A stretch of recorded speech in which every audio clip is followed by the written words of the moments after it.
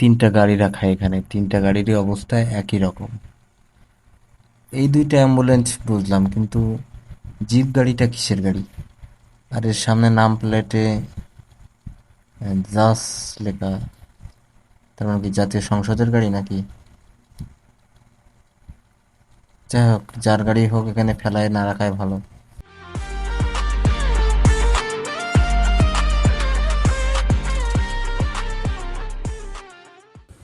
বিসমিল্লাহির রহমানির রহিম। আসসালামু আলাইকুম guys, welcome to another blog. তবে আজকের ব্লগটা একটু অন্য ধরনের। আজকে কোথাও বেড়াতে যাচ্ছি না, আজকে যাচ্ছি যশোর সদর হাসপাতালে, অর্থাৎ 250 বেড নামে পরিচিত যে হাসপাতাল, সেই হাসপাতালে যাচ্ছি ফ্যামিলি সহ। এই পার্কটায় আসলে আমার একটু ভয় করে, কারণ এখানে ইট ভাঙাচোরো, চাকা অনেক সময় স্কিড করে। আমি দু একবার পড়ে যেতে যেও পড়িনি, আর বৃষ্টি হলে অবস্থা খুবই খারাপ হয়ে যায়।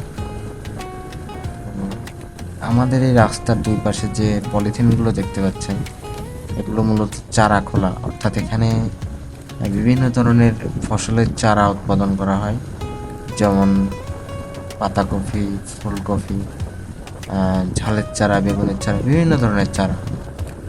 এই চারাগুলো আবার বিভিন্ন সময়ে বিভিন্ন জায়গায় পৌঁছায় দেওয়া হয়, বিভিন্ন জেলায় যায় এই চারাগুলো, সেখানে ফসল উৎপাদনের জন্য এখান থেকে চারা নেওয়া হয়। আর এই চারা খোলার বদলতে আমাদের এলাকার কিছুটা উন্নতি হচ্ছে। বিশেষ করে বাজারটা অনেক উন্নতি হচ্ছে, কারণ আগে তেমন লোক না থাকলেও এখন বাজারে সবসময় লোক সমাগম থাকে। এখন সময় প্রায় 11টা বাজে। তো হাসপাতালে যাওয়ার জন্য আমরা অলরেডি দেরি হয়ে গেছি। তো রেল লাইনের গেট ফেলতেছে, অর্থাৎ এখনই ট্রেন আসবে।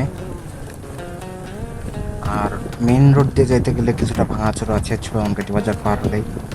এই জন্য এই রোড দিয়ে ঢুকবো, ঢুকে আমরা ক্যান্টনমেন্টে যেয়ে উঠবো বিনোদিয়া গেটের সামনে। তো অনেক দিন হলো দাঁড়ায় ট্রেন দেখা হয়নি, ট্রেন যেহেতু আসছে একটু দাঁড়ায় ট্রেনটা দেখেই যায়। আর চলন্ত ট্রেন দেখতে আমার খুব ভালোই লাগে। ট্রেনে অবশ্য বেশি চড়া হয়নি, জীবনে হয়তো 2বার বা 3বার চড়েছি।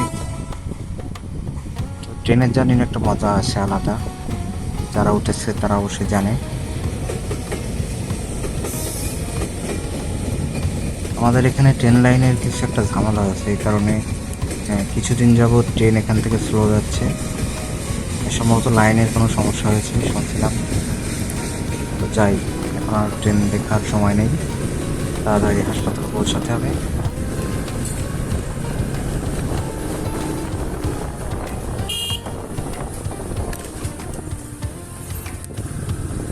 এখান থেকে এই রাস্তাটার অবস্থাও বেশি সুবিধার না, এখনই গর্ত করা হয়ে পড়ে আছে। বৃষ্টি হলে তো আমার মনে হয় এই রোডে আর চলাই যাবে না। এই রাস্তাটুকু পাকা করে দিলে এলাকার লোকের অনেক সুবিধা হয়। বেশি না, হয়তো 1-200 মিটার রোড হবে, এটুকুর জন্য অনেকটা পথ ঘুরে আসতে হয়। ওই যে সামনে দেখা যাচ্ছে, ওটা হলো আমাদের স্টেশন, মেহেরুল্লাহনগর স্টেশন। এখানে হয়তো দিনে 1টা কি 2টা ট্রেন থামে দুপুরের দিকে। স্টেশনটা এখন তেমনটা চালু নেই, অনেকটা পরিত্যক্ত অবস্থায় পড়ে আছে।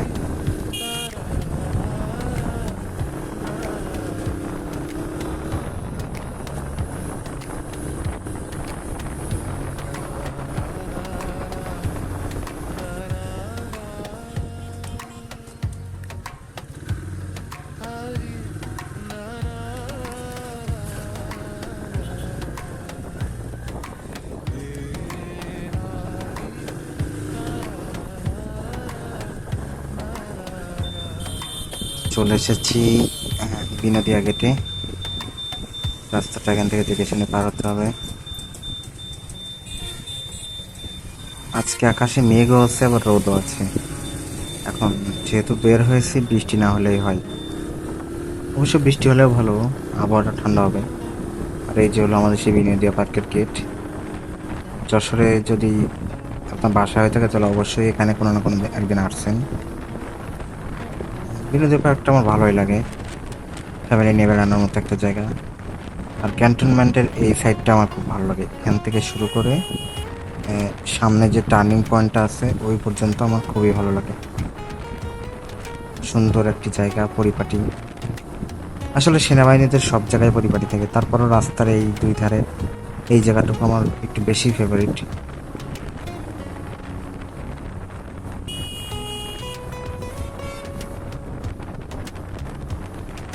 যাই হোক, কিছুদিন হলো আমাদের এই রাস্তাটা সংস্কার করেছে, এখন চলাচল করে অনেকটাই আরাম পাচ্ছি।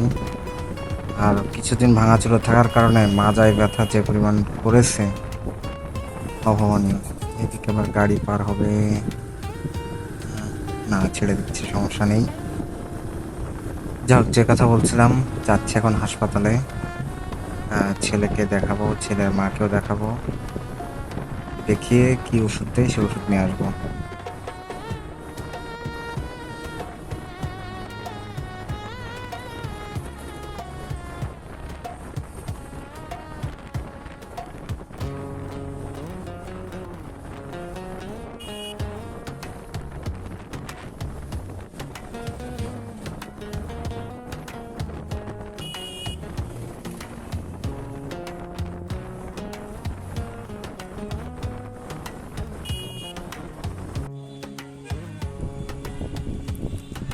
চলে এসেছি হাসপাতালের ভিতরে। এই যে এখানে বড় করে লেখা আছে 250 শয্যা বিশিষ্ট জেনারেল হাসপাতাল যশোর। এই পাশে জরুরি বিভাগ, এই পাশে বহির্বিভাগ, আর এই যে সামনে এই জায়গা থেকে টিকিট কাটতে হয়। এখন আমরা আছি হাসপাতালের পিছন সাইডে, এখানে অক্সিজেন রুম নামে একটা রুম আছে, ওই সেই রুমের সামনে। এখান থেকে হাসপাতালের ভিউটা অনেক সুন্দর দেখাচ্ছে। আর সামনে 3টা গাড়ি দেখছি, গাড়িটা কিসের গাড়ি একটু কাছে যেয়ে দেখবো। চলেন গাড়িগুলো দেখে আসি কিসের গাড়ি।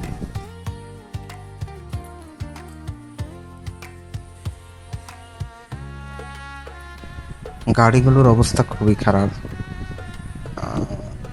পাশের 2টা হয়তো অ্যাম্বুলেন্স, কিন্তু এই জিপ গাড়িটা আসলে কিসের গাড়ি এটা আমি ভেবে পাচ্ছি না। সামনে আবার দেখছি নাম্বার প্লেট লেখা আছে যা তো কি জাতীয় সংসদের গাড়ি। ভিতরে অবস্থা খুবই খুবই মারাত্মক অবস্থা। যদি চলাচলের অনুপযোগী থাকে তাহলে এখানে ফেলে রাখার তো দরকার নেই, এগুলো তো বাইরে ভাঙলিতে বিক্রি করে দিলেও হয়তো হাসপাতালের কোনো কাজে লাগবে টাকাটা। দেখেন, জং ধরে একেবারে বেহাল অবস্থা। আর ওই গাড়িগুলোর হেডলাইট সম্ভবত চুরি হয়ে গেছে, বডিটা মনে হয় কাজে লাগানো যায়। চাকাগুলোও মাটির নিচে দেবে গেছে।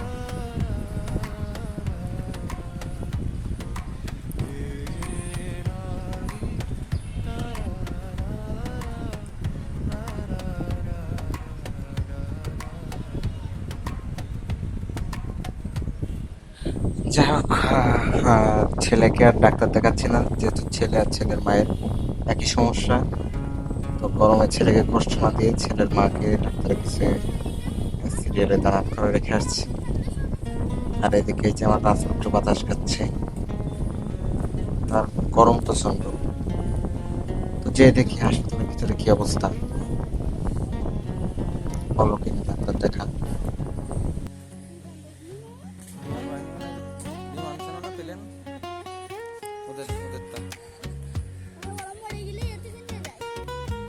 ওদেরকে অসুস্থ হলে হয়তো এখানে নিয়ে আসে ভর্তি করে। সামনে দেখে দাও,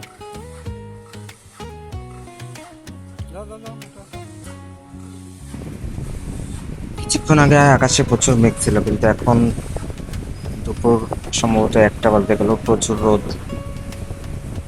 ছেলের মাকে সিরিয়ালে দাঁড়ান করে রাখছিলাম, প্রায় 1 ঘন্টা হয়ে গেছে। আশা করা যায় এতক্ষণে ডাক্তার দেখানো শেষ, এখন যে দেখি। আর ভিতরে ফোনের নেটওয়ার্ক একদমই নেই, এর জন্য যোগাযোগ করতে পারছি না। তবে যাই, সে সামনে দেখি। আর বাম পাশে মোটরসাইকেল রাখছিলাম, মোটরসাইকেলটা একটু দেখতে যাই মোটরসাইকেলের কি অবস্থা। জায়গা আছে, আমার লাল সুন্দরী জায়গা মতো আছে। তুমি থাকো, আমি আসছি। হ্যাঁ, চলেন যাই। ভিতরে কি অবস্থা?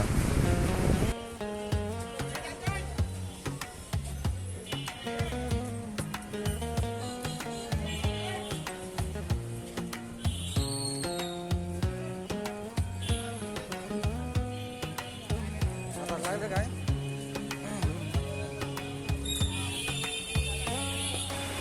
চর্মরোগ বিশেষজ্ঞরা করোনারি কেয়ার ইউনিট এই বিল্ডিং এ বসে। তো এই বিল্ডিং এর ভিতরে আমরা এখন যাচ্ছি। যখন কিছুক্ষণ আগে আসছিলাম তখন এর ভিতরে ঢোকার মতো জায়গা ছিল না, এত পরিমাণ লোক। আসলে বাংলাদেশের সরকারি হাসপাতাল একটু বড় করার দরকার, আর সেবার মানও উন্নয়ন করার দরকার। কারণ হাসপাতালের যে অবস্থা, আসলে পরিবেশ খুবই খারাপ, আর মানুষের তুলনায় ডাক্তার খুবই কম। তো ডাক্তার দেখানো শেষ হয়ে গেছে, এখন আমরা বাসার উদ্দেশ্যে রওনা দেবো। এখন প্রায় 1:30 বাজে। তো 2 ঘন্টা 1.5 ঘন্টার ভিতরে আমাদের ডাক্তার দেখা, ওষুধ নেওয়া শেষ। হাসপাতালের সামনেই, গেটের সামনে অনেকগুলো ফার্মেসি আছে, সেখান থেকে ওষুধ নিয়েছি। তো ক্ষুধাও লেগেছে, এখন বাসায় যাবো, বাসায় গিয়ে খাওয়া দাওয়া করবো।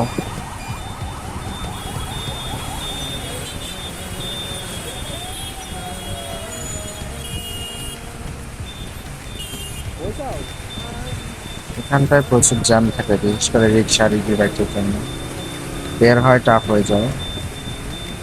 আর সামনে আছে অ্যাম্বুলেন্স স্ট্যান্ড, ওখান থেকে অ্যাম্বুলেন্স ভাড়া নেওয়া যায়। দেখেন রাস্তার মাঝখানে গাড়ি ঘোরাচ্ছে। আসলে এদের কখনো বুদ্ধি হবে না, এই 3 হুইলার এরা, মানে কি বলবো, বললে আবার গালি পড়বে হয়তো। তো আজকের ভিডিও এই পর্যন্তই, আশা করি আপনাদের সবাই ভালো লেগে থাকবে। আর ভালো লাগলে অবশ্যই একটি লাইক এবং কমেন্ট করতে ভুলবেন না। পরবর্তী ভিডিও আসা পর্যন্ত সবাই ভালো থাকবেন। আল্লাহ হাফেজ। না না